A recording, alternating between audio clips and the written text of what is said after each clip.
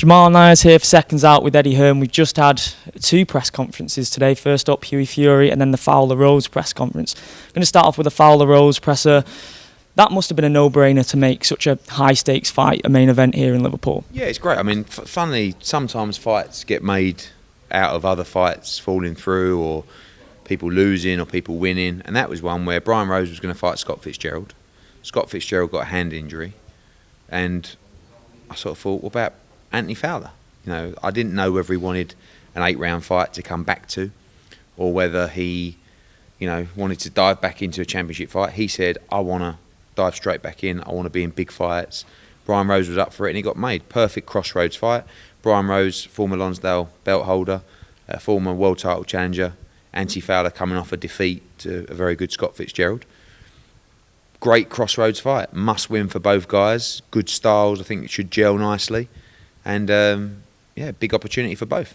There's been a lot of talk about if Rose loses this fight, that it could be retirement talk. I mean, you've even said it yourself. It might even be retirement talk for Fowler. Well, yeah, obviously, it's harsh at such a early stage in his career and young age. I think for Brian, definitely. Yeah. Brian wants to be at his level. Brian's in great shape. Brian feels great, but he's got to win. Fowler, if he was to have back-to-back losses at this stage of his career, would be horrific. So there's massive pressure on Anthony Fowler, and he's boxing in his hometown.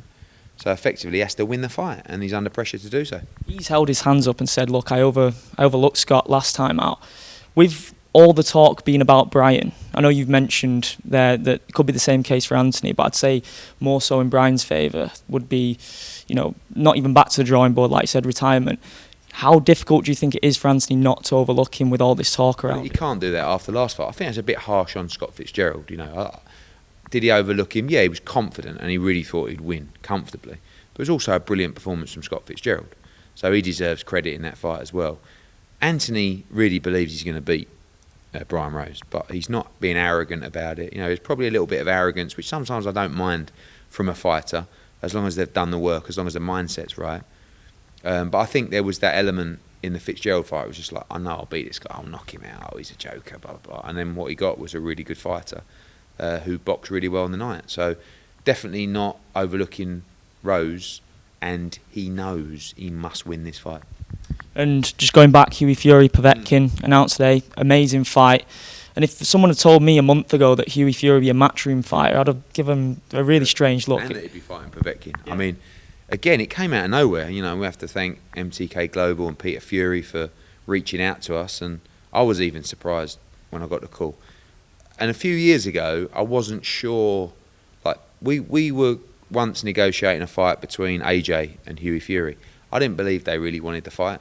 I didn't believe they wanted to be in tough fights. Then he went and boxed Joseph Parker. Then he went to Bulgaria and fought Pulev in his backyard.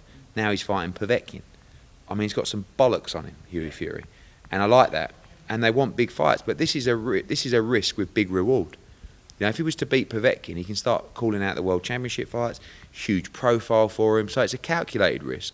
But they are fearless, and I like the fight. I think he's got a good chance in the fight. But Povetkin is a world-class fighter, He may even be the best fighter that Hughie's boxed so far. Parker, we represent him, but those guys are on a similar kind of level. It's what he has left at this stage in his career. Boxed really well against AJ, did get brutally knocked out. Been out for a while, still extremely dangerous. Is he a promoter's dream for you? With the youth and talent, and obviously the name doesn't do it any. But when you put up Fury Povetkin on a press release, exactly. It does get everyone's attention. Exactly. 24 years old, which I think people forget. Yeah. So very talented fighter, and someone that's not afraid to jump in those kind of fights. I mean, all those fights, Parker, Pulev, he's never been hurt in these fights. So he's very, very slippery and elusive, but he can't afford to just be that against someone like Alexander Povetkin. When that Parker fight is mentioned, Hughie's eyes do tend to light up because he still believes that he won that fight on that night. I remember watching that fight and I didn't really know how to score it because it weren't a great fight. And he boxed off the back foot all night. Parker just pressed the action. Didn't have much success. And when the bell went, I was like, I don't really know. Yeah, so if you think that, then he's obviously done a good job fighting for the World Championship. But he was 22. So he's experienced a lot since then. He's a big lad as well. Notice, it's the first time I've really been next to him. But I actually think he might stop Povetkin. I know that's like, there's nothing you've seen recently that will say he will stop him. There might be that he'll fiddle him and he'll, outbox him. But I actually think Povetkin's got that style where he's going to walk him down.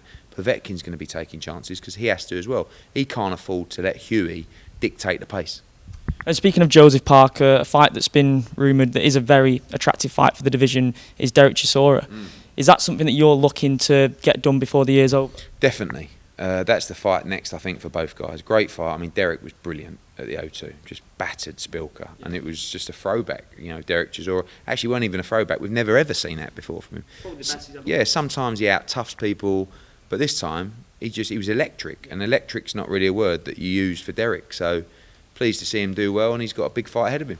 If he wins that fight, I know we're looking really far into the future, but if he was to beat Joseph Parker, where would he go from there? Well, you're only ever a couple of wins away from fighting for the world heavyweight title, and if he beats Joseph Parker, he has the right, in my opinion, to fight for the world heavyweight title, just like Hughie Fury would do if he beat Povetkin. So that's why I think sometimes it's not a bad thing to gamble in the right kind of fights.